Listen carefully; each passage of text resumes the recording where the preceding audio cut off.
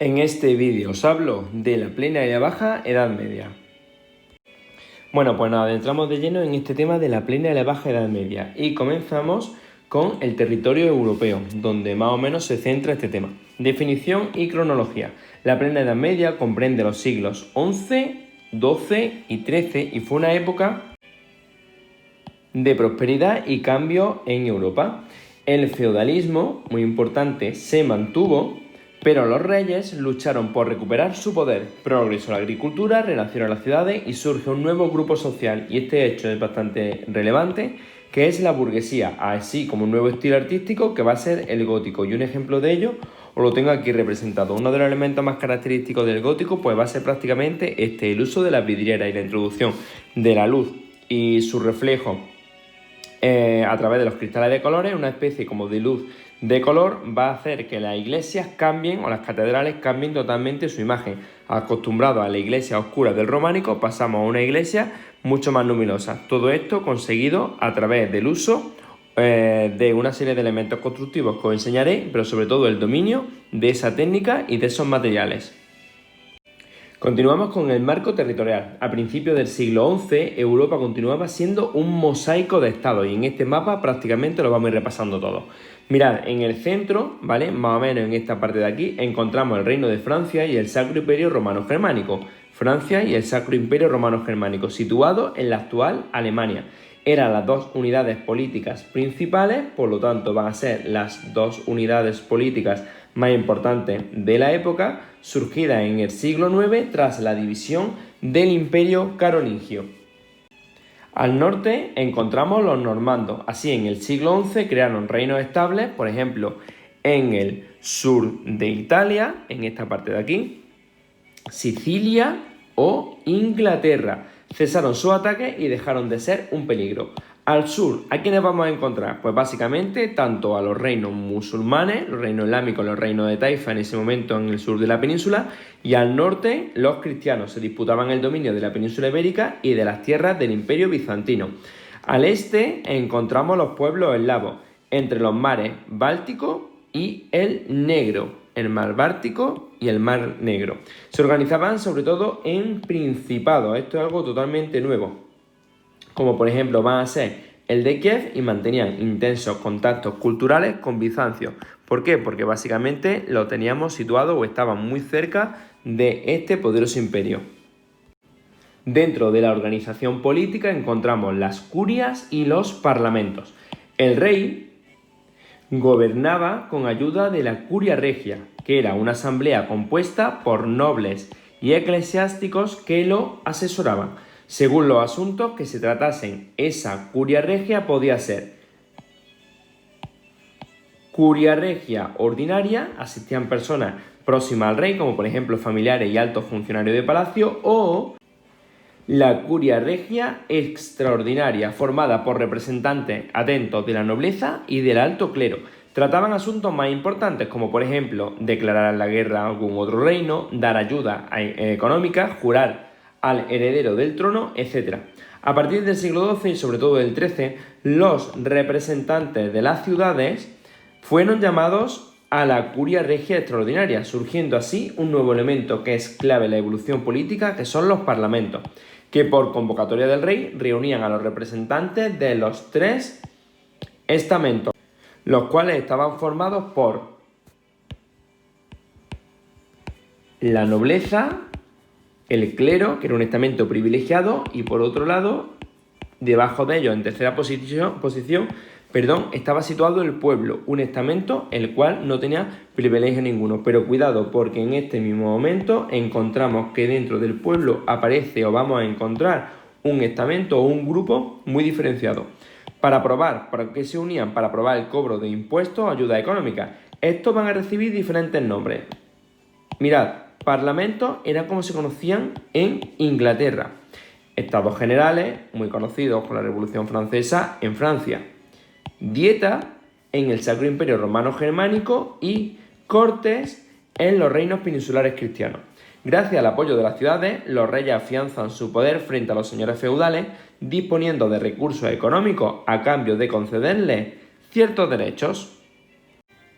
Bueno, pues pasamos de epígrafe, vamos al epígrafe número 2 y en este epígrafe, bueno, pues nos centramos en todo lo relacionado con la agricultura y las innovaciones técnicas.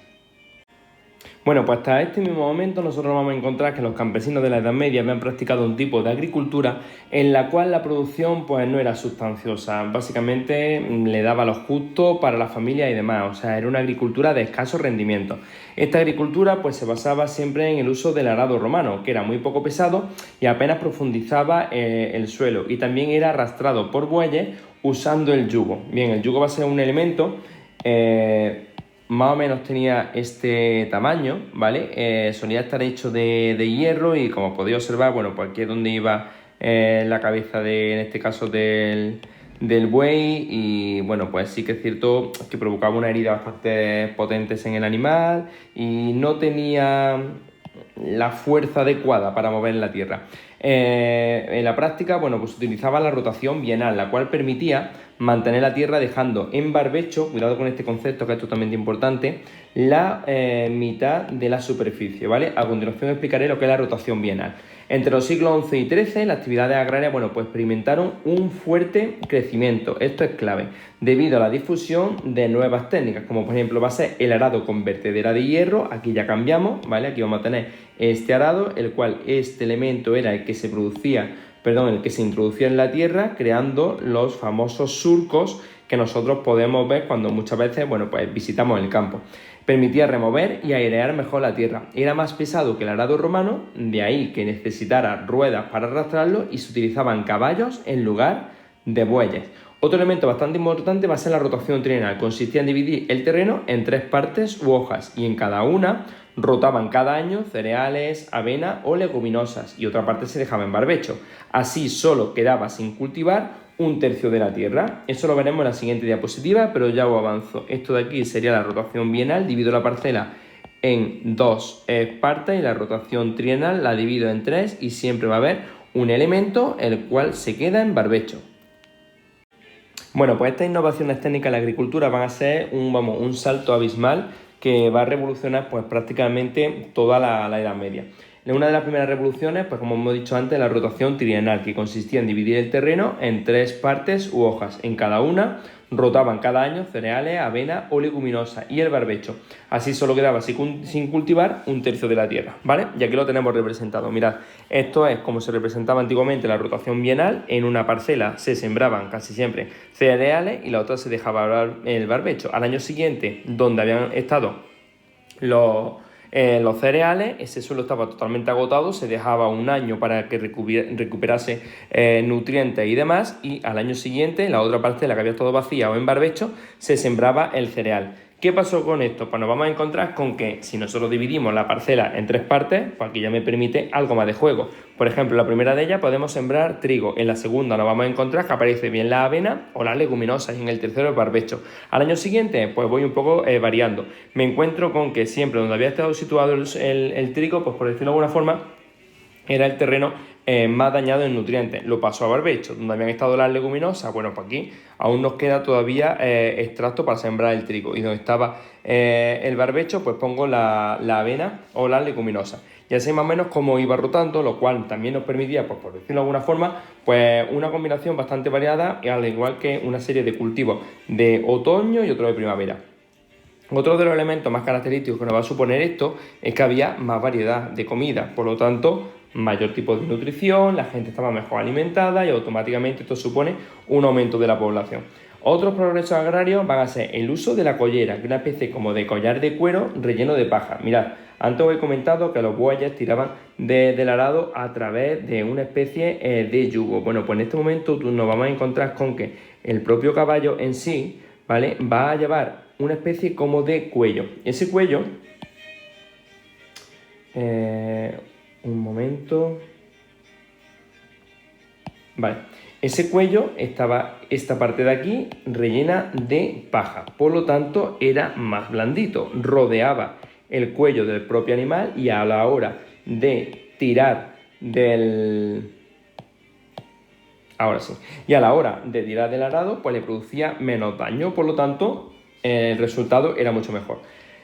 Posteriormente, bueno, para unir a los animales del tiro del arado y mejorar la fuerza. Y la adopción también de la herradura metálica. Va a ser totalmente clave la herradura metálica, creo que más o menos todos la conocemos, la dibujo aquí, ¿vale? Se situaba en los cascos del propio animal para dar mucha más consistencia y resistencia. Además, el uso del metal más resistente que la madera mejoró los instrumentos agrarios, como por ejemplo la guadaña, facilitó la siega de cereales. La guadaña va a ser este elemento de aquí, que seguro que lo habéis visto, sobre todo en Halloween, ¿vale? Lo que te permitía cortar o segar esos cereales de forma mucho más contundente. Y el molino de agua se perfeccionó en este mismo instante.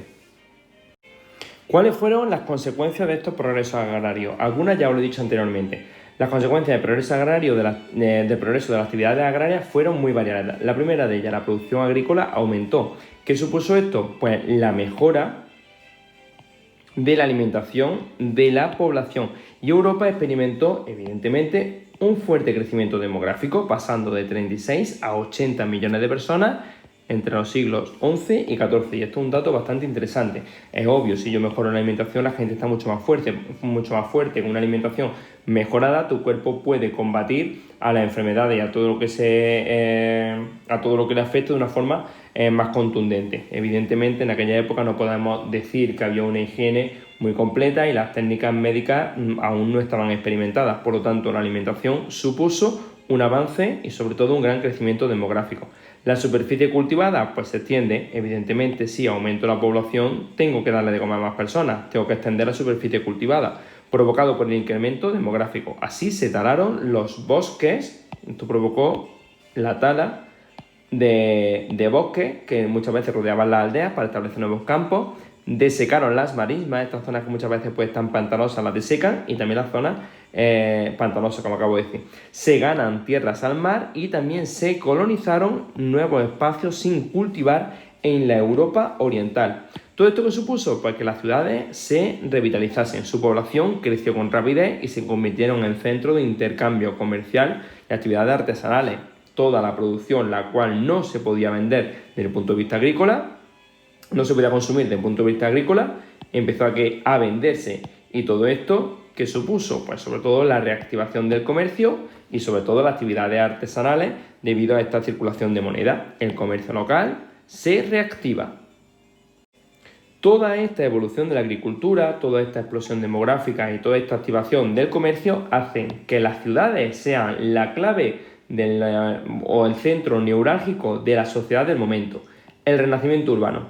A partir del siglo XI se recupera la vida urbana en Europa. ¿La causa principal? Pues básicamente el aumento de la producción agraria. Hay más producción de elementos agrícolas, automáticamente esto supone un aumento de la población. ¿Y dónde empezaron a vivir todas las personas? Pues en las ciudades. Es más o menos sencillo. Si aumenta la producción agraria, ¿ok? Esto supone un aumento de la población. Y evidentemente el campo se dejó de utilizar como lugar de vivienda, ya que muchas veces era peligroso, y las personas empiezan a vivir todas juntas en las ciudades, ¿vale? Empieza así como de ciudad, con su muralla y demás. Se comenzaron a comercializar los sobrantes y cambiarlos por otros artículos, lo que favorece el comercio y la artesanía. Ambas actividades se localizaron en las ciudades. Aquí tenemos el esquema. En algunos casos afectaron a las antiguas ciudades romanas que habían decaído tras las invasiones germánicas y surgieron, cuidado con esto, ciudades nuevas a partir de...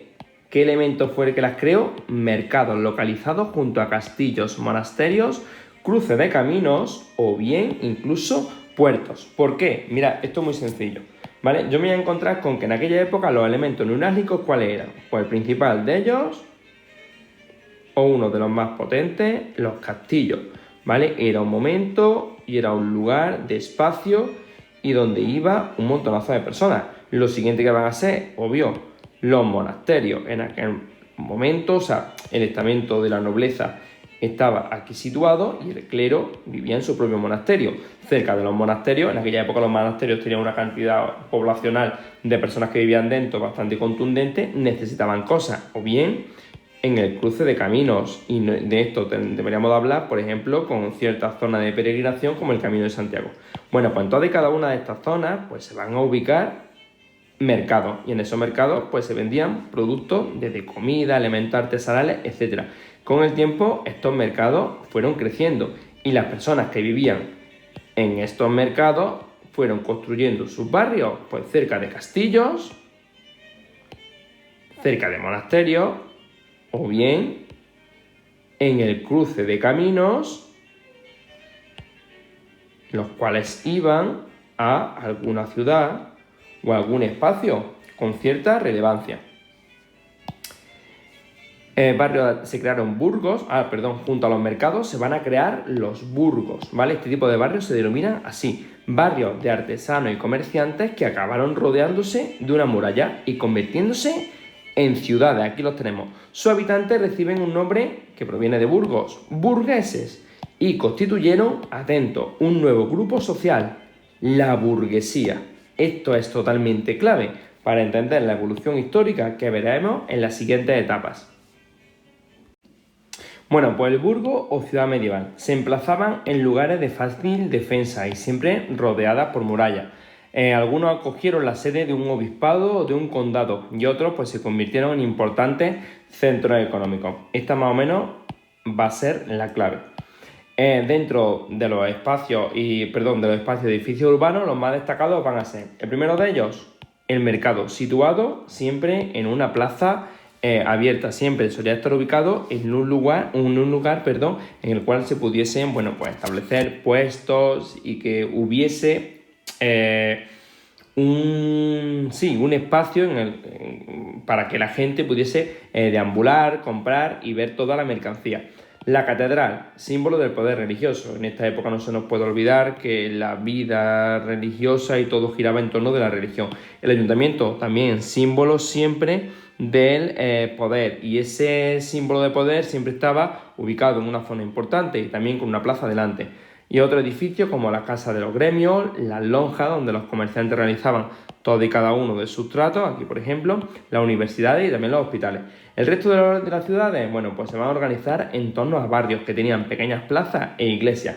Cada barrio estaba habitado por los artesanos de un mismo oficio y en algunos casos por ciertas minorías, como por ejemplo los judíos. A día de hoy son muchísimas ciudades las cuales cuentan con una judería donde se encontraban todas las personas que profesaban esta religión. La mayoría de las casas de estos barrios eran, atentos, de madera, cañizo y barro, lo que favorecía casi siempre los incendios, ya que solo los nobles y los ricos burgueses podían costearse mansiones y palacetes construidos en piedra, un elemento que era más complicado de quemarlo. Las ciudades siempre eran bastante pequeñas. Tenían entre 16.000 y 50.000 habitantes. Sus calles eran estrechas, sucias y carecían de pavimentación y de alcantarillado. Volvemos otra vez a lo mismo. El hecho de que la alimentación supusiese una explosión demográfica es porque la salud de las personas era muy fuerte. Fue considerablemente fuerte. En aquella época era todo sucio. Las calles eran de barro, estaban siempre mojadas, circulaban animales, hacían allí sus necesidades y muchas veces las necesidades de las propias personas se hacían en un cubito o en una palancana y automáticamente se tiraban por la ventana. Imaginaros. Por este motivo, pues proliferaban las ratas y también los parásitos y eran habituales las enfermedades infecciosas, y la más característica que vamos a encontrar en este momento va a ser la conocida como la peste, que veremos posteriormente a lo largo de este vídeo. Una ciudad va a ser un ente bastante importante, por lo tanto, siempre tendría que haber un elemento de gobierno. En un principio, las ciudades dependían de los señores laicos y de los eclesiásticos, pero claro, los abusos que estos solían hacer para con los ciudadanos llevaron a los burgueses. ¿Por qué los burgueses? Porque era la clase social que se lo podía permitir desde el punto de vista económico, a reclamar el derecho a gobernarse, y porque su importancia económica le podía hacer o llevar a cabo ciertas decisiones. Para ello crearon una serie de asociaciones que se llamaban comunas, que lucharon por conseguir de los señores o del rey una carta comunal o fuero en la cual se garantizasen sus derechos y les permitiese formar un gobierno autónomo.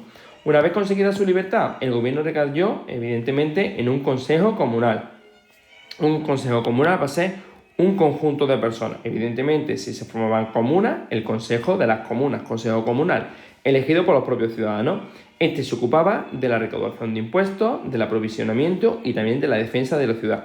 El Consejo, pues delegaba ese poder ejecutivo en magistrados, llamados, mundialmente conocidos, alcaldes, jurados o burgomaestres, que se reunían en un edificio llamado ayuntamiento. Pronto estos cargos fueron acaparados por las familias más ricas e influyentes, constituyendo de esta forma un patriciado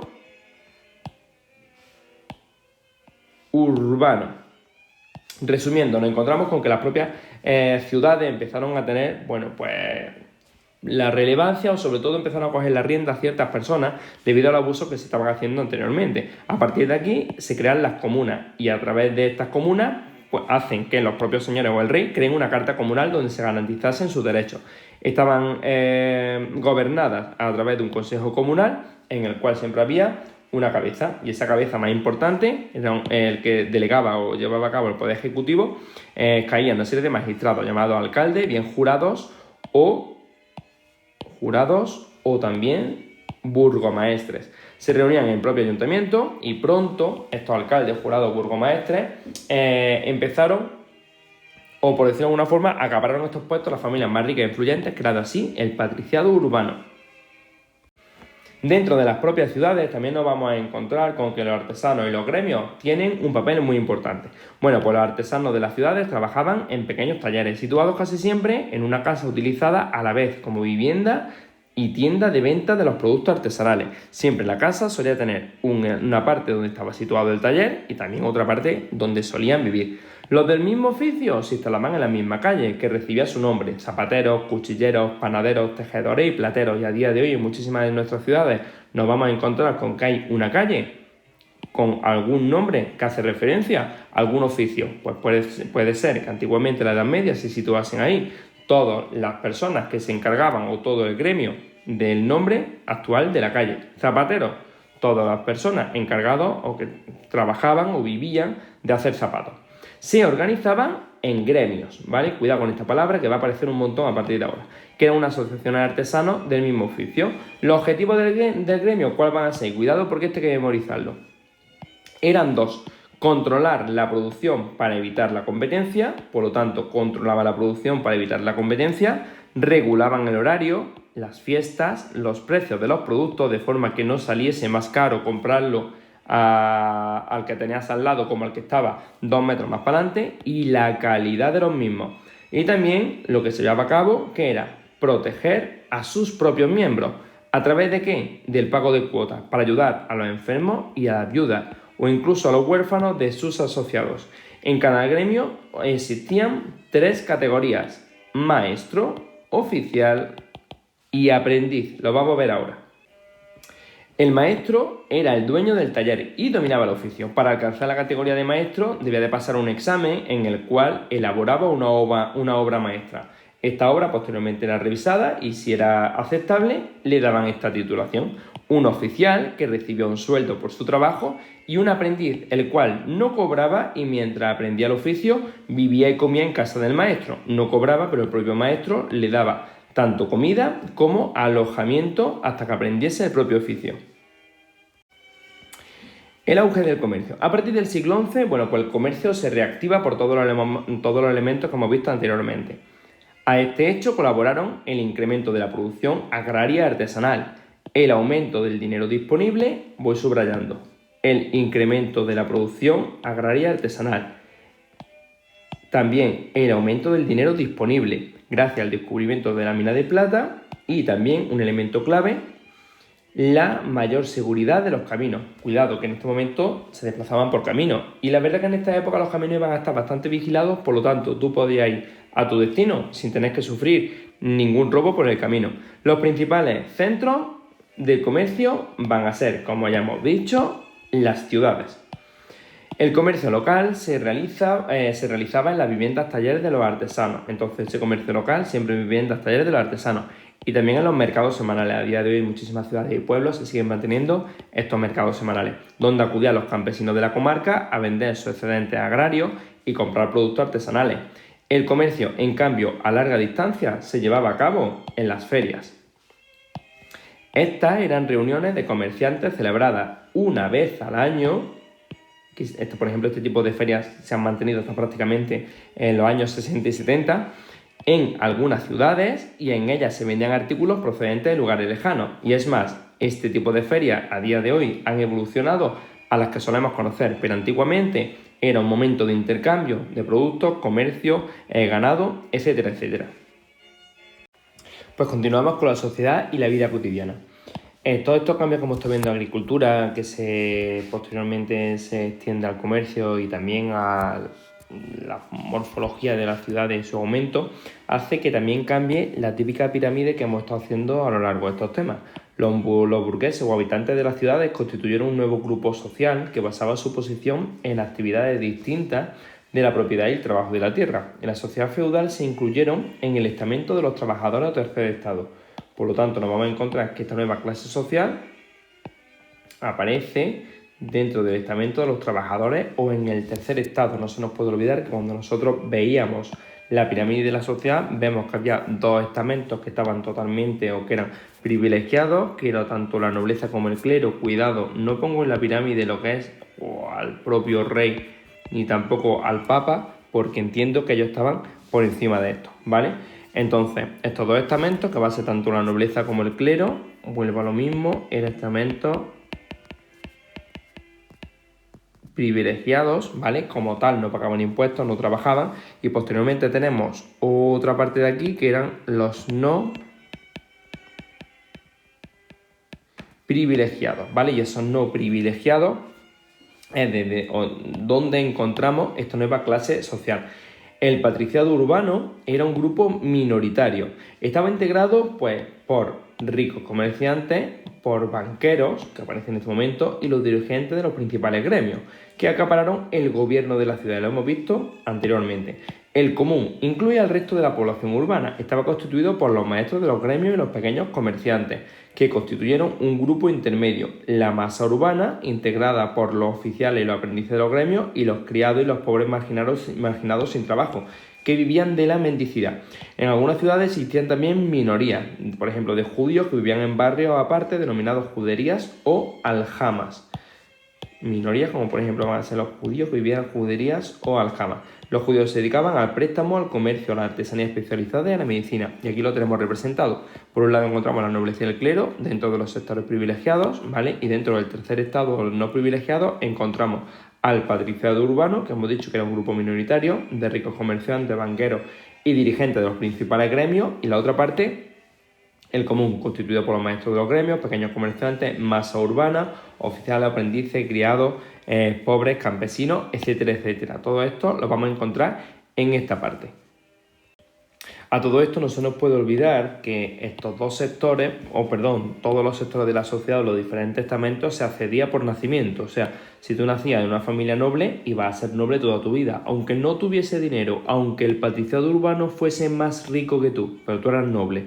En el clero sí que es cierto que se podía acceder, pero siempre eran las familias de alto realengo, ¿vale?, los que solían ocupar esta posición. Evidentemente, si tú nacías en el tercer estado, bien en una familia de patricios o en el común, automáticamente el nivel que vas a tener va a ser el que estaba asociado al rango de tu familia. Lo mismo encontramos con la minoría. Actualmente hay muchísimas ciudades en las cuales se puede visitar, como ya he dicho anteriormente, una zona denominada la judería. ¿Por qué? Porque en esa zona es donde vivían, en este caso, la minoría de judíos, como ya hemos comentado. Bien, pues continuamos con otros aspectos de la sociedad. Vamos a analizar cuál era el papel de las mujeres en la sociedad urbana. Bueno, pues en la ciudad las mujeres pues, solían compartir el oficio de su padre o bien el de su esposo, como por ejemplo pues, taberneras, vendedoras o artesanas de todo tipo de oficios. Así, algunas fueron orfebres e incluso plateras. También tenemos algunas que se constatan que fueron pintoras, ilustradoras de miniaturas, herreras y trabajadoras de la construcción. Siempre se ha tenido con que estos oficios siempre estaban asociados a los hombres, pero no, también hubo mujeres que se dedicaban a ello, donde como albañiles, bueno, pues preparaban adobes y tejas, amasaban yeso, desescombraban y también transportaban materiales. Otros oficios desempeñados por las mujeres pues fueron el de lavaderas, planchadoras, actrices, cantantes, bailarinas, curanderas y también parteras. Siempre por la fuente y por la tradición popular, esta de aquí abajo van a ser los oficios más asociados al género femenino, pero no, tenemos que tener en cuenta que en aquella época el trabajo era totalmente primordial para poder sacar a la familia adelante y se trabajaba por igual, tanto hombres como mujeres, ya que el fin era el mismo. Continuamos con la sociedad y ahora nos centramos sobre todo en la vida cotidiana de la propia ciudad. La vida de la ciudad se desarrollaba en sus calles y en sus plazas. Estas siempre iban a ser pues, lugares bastante bulliciosos y ajetreados, donde tenían lugar tanto el trabajo diario como también la venta ambulante. Si os dais cuenta, todo lo que estamos viendo va a estar relacionado con el comercio sobre todo. Bien, en ella se concentraban pues todo tipo de personas, desde trabajadores, titiriteros, juglares, ¿vale? Aquí tenemos algunos de ellos, algunos juglares, mendigos, enfermos, locos e incluso también los recién llegados.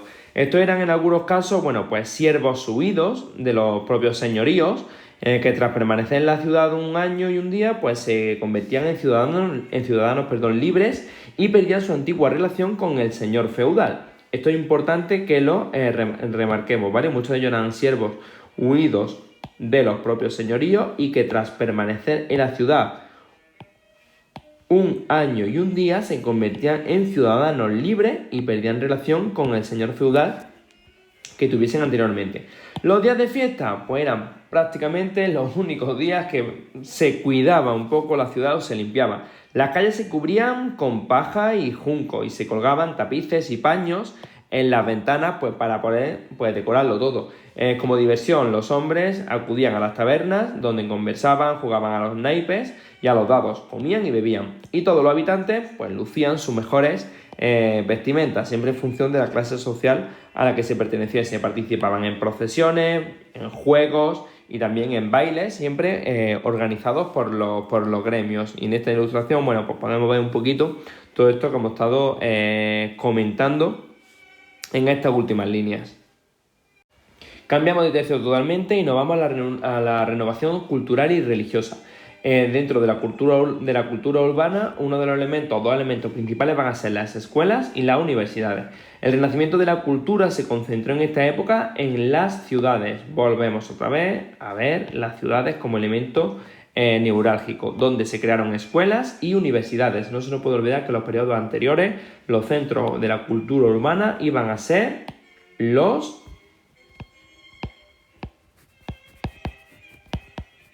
monasterios. Seguimos.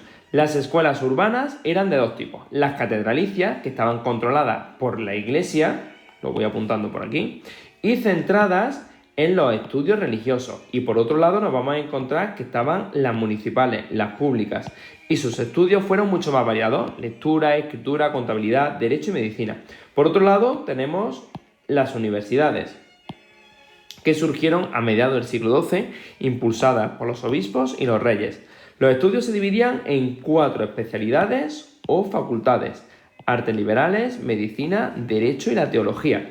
La enseñanza era en latín y cuidado porque el método de enseñanza era también bastante peculiar. Se sigue el método de la escolástica, o sea, se leía un texto, se planteaba un problema relacionado con ese texto y se discutía sobre él, adoptando una decisión final como conclusión.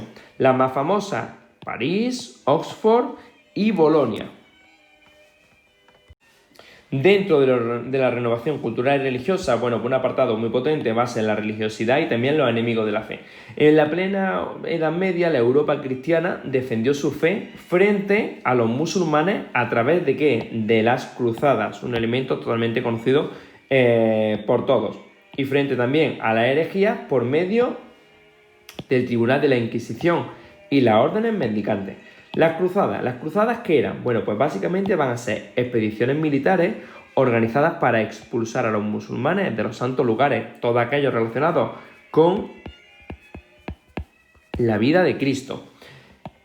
Es decir, los territorios donde había transcurrido la vida de Cristo. Fueron convocadas, pues, ¿quién? Pues por el Papa, y en ellas participaron caballeros y combatientes de los diversos reinos cristianos.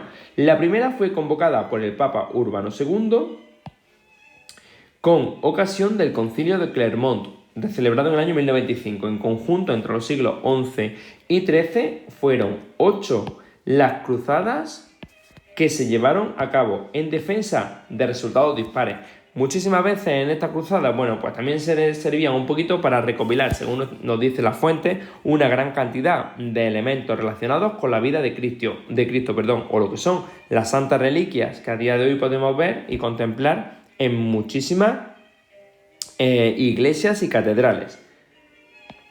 Aquí, por ejemplo, en este mapa, bueno, pues podemos ver claramente las diferentes cruzadas que se hicieron. Tenemos la segunda, tercera, cuarta, quinta, sexta, séptima y octava en cada uno de los colores. Como podéis ver, todas y cada una de ellas van a tener como elemento común, o todas y cada una de ellas, donde desembocan, pues básicamente en esta parte de aquí, en la zona de Jerusalén, sobre todo en los lugares sagrados, en los que Cristo desarrolló tanto su labor religiosa como también su vida.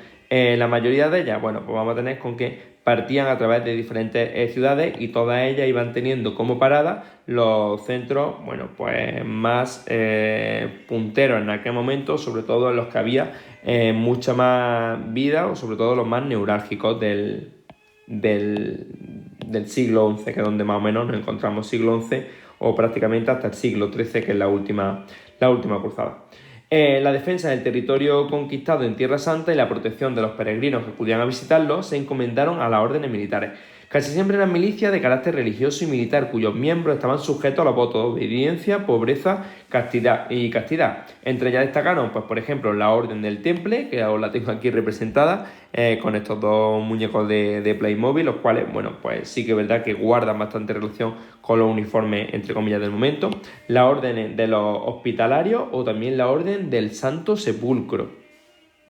Otro de los elementos para llevar a cabo y para cuidar la religiosidad en estos momentos tan dispares va a ser la Inquisición y las órdenes mendicantes. Entre los siglos XII y XIII surgieron varias herejías o doctrinas contrarias a la Iglesia.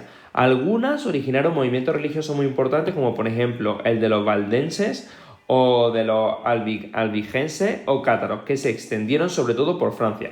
Para combatirla, cuidado con esto, se creó en el año 1230 el Tribunal de la Inquisición, que juzgaba los delitos contra la fe. Seguro que lo habéis escuchado muchísimas veces, que era el Tribunal de la Inquisición, y por decirlo de alguna forma, cómo se la captaba. O sea, también es cierto que su grado de... su grado de intensidad fue creciendo con el tiempo. Además, intensificó la predicación por parte de nuevas órdenes religiosas, como por ejemplo los dominicos o también los franciscanos, los cuales os represento en esta imagen de aquí abajo, que predicaban en las propias ciudades y vivían siempre de las limosnas. Por eso se conocen con el nombre de órdenes mendicantes. De este apartado tenemos que tener muy en cuenta, bueno, pues eso, sobre todo quedarnos con el Tribunal de la Inquisición, porque va a ser totalmente clave su inicio ahora y cómo se irradia a los diferentes reinos y países de esta Europa medieval. Pasamos a la parte de arte, y uno de los estilos más característicos de este momento va a ser el arte gótico, también conocido como arte urbano, porque será en las ciudades. En estas ciudades totalmente Avenida Más, resurgir a través del comercio y los excedentes agrarios, donde se monten o donde se creen o construyan las principales catedrales que a día de hoy podemos contemplar. A partir del, cuidado con esta fecha, segundo cuarto del siglo XII, surge en el norte de Francia el gótico. No se nos puede olvidar que el románico también surge en Francia a través del monasterio de Cluny. Un nuevo estilo que se difundió pronto por el resto de Europa, donde pervivió hasta el siglo XV. El término, pues fue aplicado a este estilo artístico en el Renacimiento, al considerarse que había sido introducido por los godos, de ahí el nombre. El gótico fue un estilo urbano que reflejó el esplendor alcanzado por la burguesía y las ciudades, que no dudaron en financiar costosos edificios y decorarlos con esculturas, pinturas y sobre todo, clave, la vidriera, como podemos observar en esta imagen.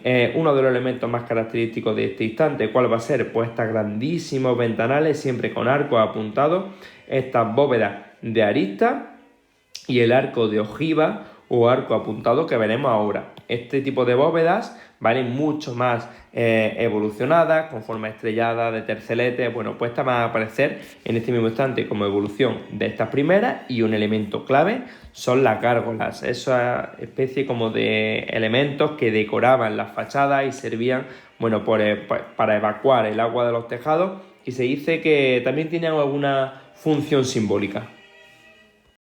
Comenzamos con el arte gótico y nos vamos a centrar directamente en la arquitectura gótica. La arquitectura gótica, bueno, pues el material que se va a utilizar, como podemos observar aquí, va a ser la piedra y se caracteriza por la utilización de 3 elementos claves. Uno de ellos, el arco apuntado, que aquí lo tenemos, que es mucho más dinámico que el de medio punto. No se nos puede olvidar que el arco de medio punto tenía esta forma, lo hemos visto sobre todo en el románico.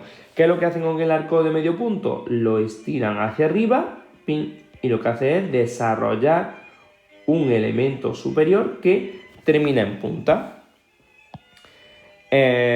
Por eso permite alcanzar una elevación considerable. El siguiente elemento es la bóveda, perdón que esto de aquí se me ha bajado, la bóveda de crucería, que es mucho más ligera que la románica. Se forma por el cruce de 2 arcos apuntados en un punto central denominado clave, y aquí lo tenemos.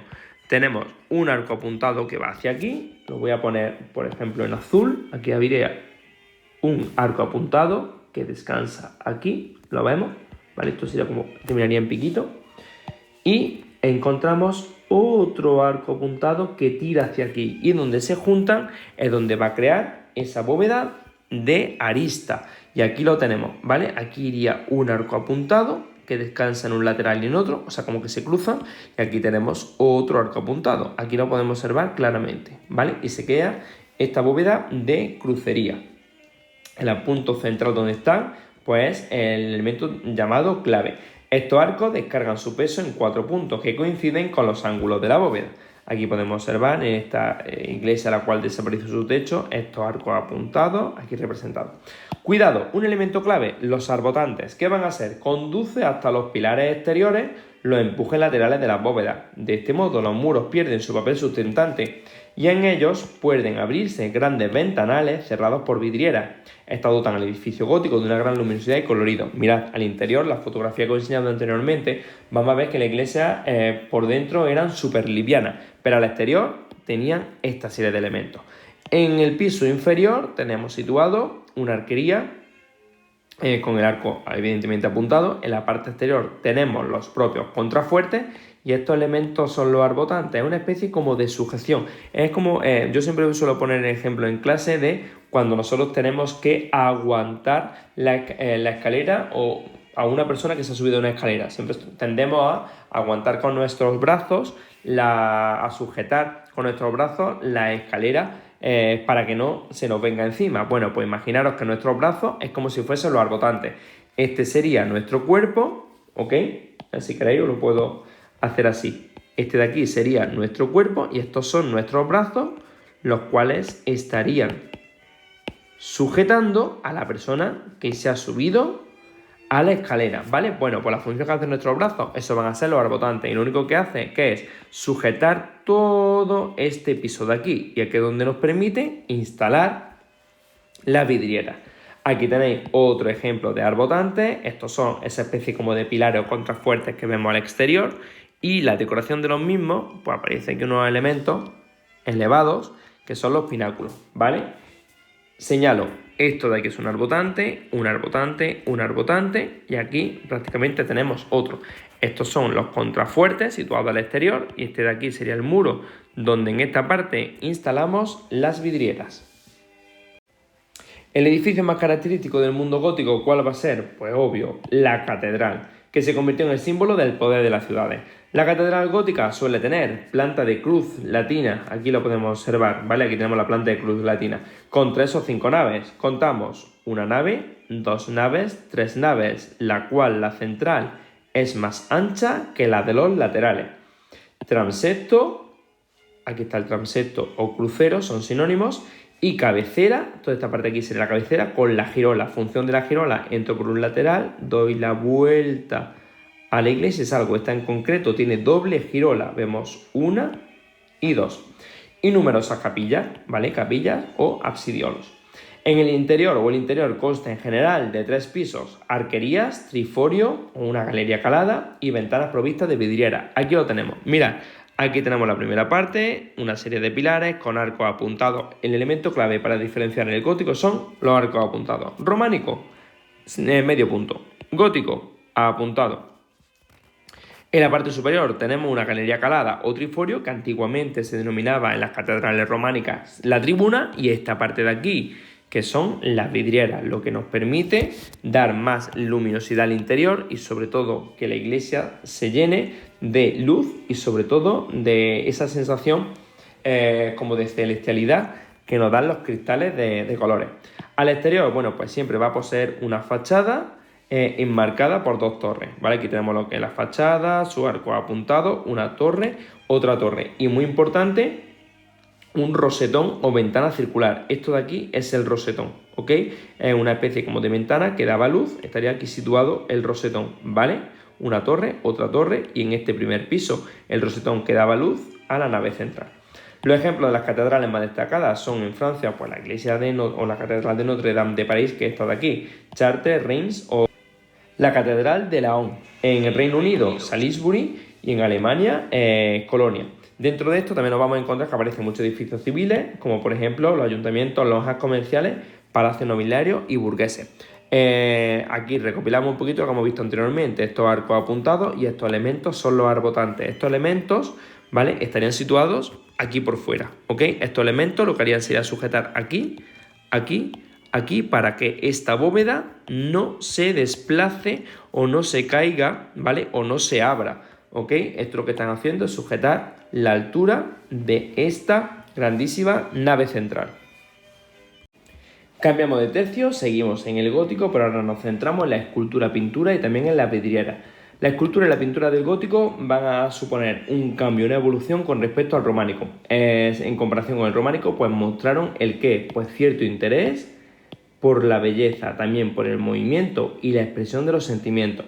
Fueron mucho más realistas, esta es la clave, llegando a aparecer verdaderos retratos en alguna escultura de sepulcros y en pintura, encargados siempre por nobles y burgueses. Siempre intentaba que su enterramiento, bueno, pues fuese acorde a la posición social que estas personas tenían.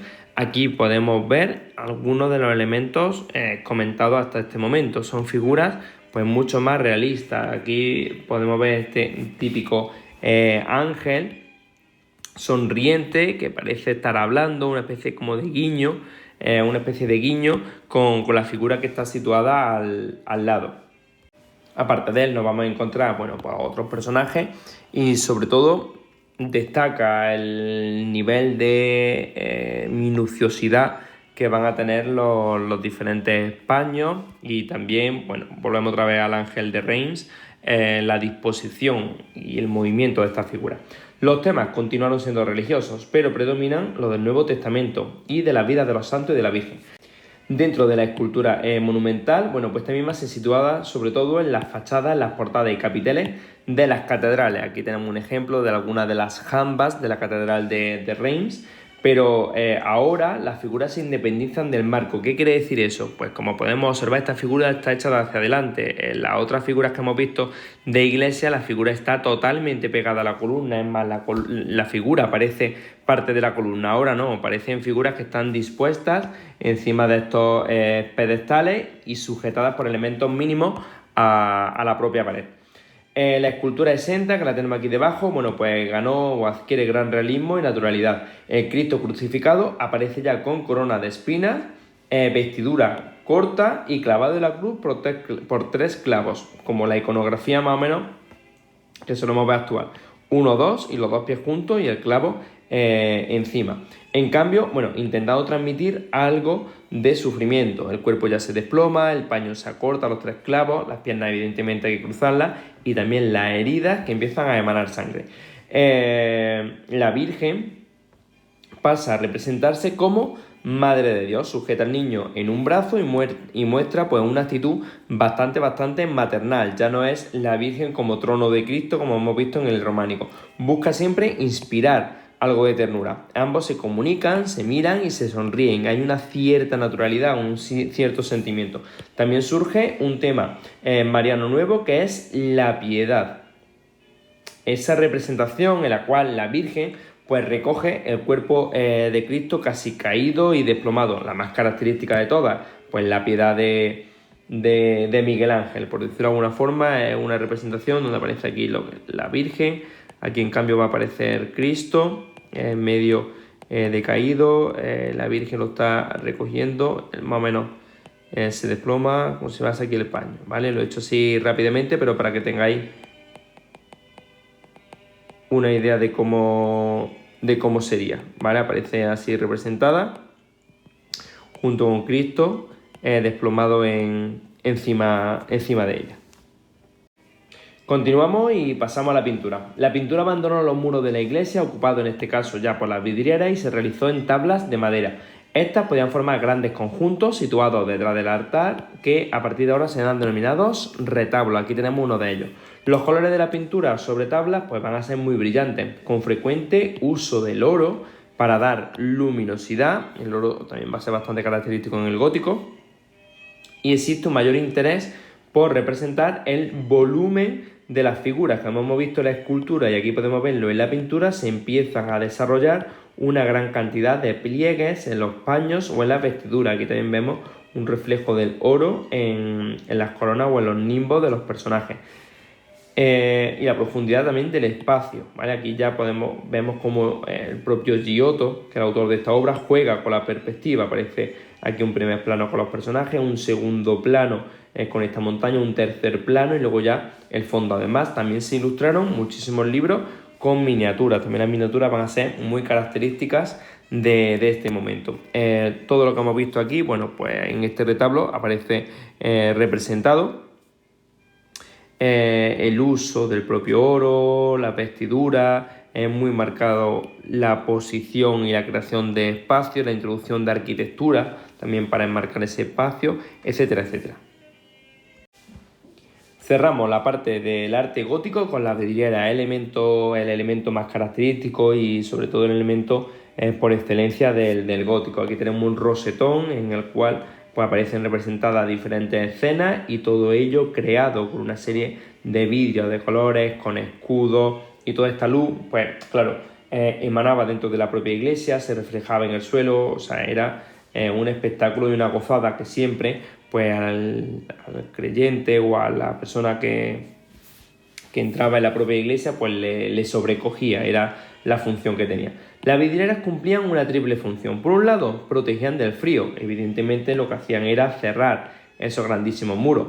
Creaban una luz coloreada y un espacio espiritual en el interior de la catedral. Y el cual, bueno, esa especie como de espacio espiritual siempre simbolizaba la luz divina. Para realizarla, ¿cómo se llevaba a cabo? Bueno, pues hacía un dibujo previo del mismo tamaño que el hueco. Se elaboraban las varillas de plomo, no se nos puede olvidar que todo y cada uno de estos elementos de color negro son varillas de plomo, que seguían la línea del dibujo y se colocaban en ellas los diferentes vidrios coloreados. Sobre ellos se aplicaba una serie de tintas de color oscuro para empezar a matizar detalles o directamente crear volúmenes. La mayoría de estas vidrieras, o la mayor parte, a día de hoy se mantienen, han sido restauradas y es uno de los elementos más característicos y significativos del arte gótico. Bien, pues vamos a la Baja Edad Media. Se produjo en el siglo XIV, pues una profunda crisis. Todos los países europeos sufrieron una profunda crisis al verse afectados pues por tres grandes calamidades. Una de ellas, las guerras. En Europa, pues la más prolongada y devastadora fue la llamada Guerra de los 100 años, de 1337 a 1453, fueron algunos más, en las que se enfrentaron tanto Francia como Inglaterra. En los demás países europeos y en los reinos cristianos peninsulares, los señores feudales lucharon entre sí contra el rey en guerras que empezaron a destruir el territorio. Aquí tenemos una imagen o un mapa de dónde se llevó a cabo pues, la guerra entre Inglaterra y entre Francia. Esta guerra estalla por un problema dinástico en Francia al morir Carlos IV sin descendientes y al existir 3 candidatos al trono, entre ellos, bueno, pues el rey de Inglaterra. En esta contienda pues, nos vamos a encontrar con que muere la archiconocida Juana de Arco. La peste, más conocida todavía, aquí tenemos un mapa de cómo se desarrolla y cómo se va extendiendo en los diferentes años. Las epidemias de peste fueron frecuentes en la época, no se nos puede olvidar la suciedad que había en la calle, la cantidad de parásitos, la cantidad de ratas, y para que se crean estas ratas, un parásito picaba a la rata y la rata automáticamente propagaba la peste. La más importante fue la llamada peste negra, ocurrida en el año 1348 y 1352, y que afectó especialmente a las ciudades. Surge en Asia, desde donde se difundió por Europa a través del comercio. El hambre tuvo su origen en varios años seguidos de elevadas precipitaciones que inundaron los campos, pudrieron las simientes y todo de cada uno de los cultivos, lo que llevó a cabo a una gran cantidad de pérdida de cosecha, lo que provocó hambrunas, muerte, desolación, etcétera, etcétera. Por decirlo de alguna forma, el siglo XIV no fue del todo positivo, como podemos observar. Guerras, peste, hambre y demás.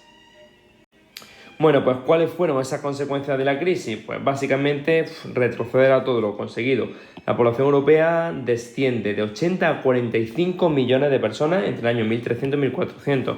Por ejemplo, en la península ibérica, Castilla, Cataluña y Mallorca perdieron entre el 25 y el 50% de sus habitantes. Ojo, la economía decreció, la producción agraria se redujo, bajó la demanda de productos artesanales, obvio, y el comercio entra en crisis. Esta sociedad asiste a un incremento de los conflictos en el campo y en la ciudad. Es normal, cuando hay carestía, cuando hay hambre, automáticamente las clases sociales, sobre todo las no privilegiadas, tienden pues, a arremolinarse. El arte se paraliza, las construcciones y expresó el pesimismo causado por la crisis en temas bastante macabros, como por ejemplo las danzas de la muerte. La recuperación pues ya empieza un poco a suceder en el siglo XV. En el siglo XV se inició la salida de la crisis, los reyes se impusieron sobre los señores feudales y la población comenzó a crecer. La agricultura y la artesanía se recuperaron, esto provoca la reactivación del comercio y también se busca comenzó la búsqueda de nuevas rutas comerciales que condujeron a los grandes descubrimientos geográficos que todos más o menos tenemos en mente. Se establece una paz social, ya como que los reinos dejan de luchar tanto entre sí debido a una gran cantidad de alianzas matrimoniales que las grandes casas llevan a cabo, y se inició un cambio de mentalidad hacia un mayor humanismo, lo que ya supuso avances higiénicos, médicos, etcétera, etcétera. Bueno, pues con esto terminamos esta unidad.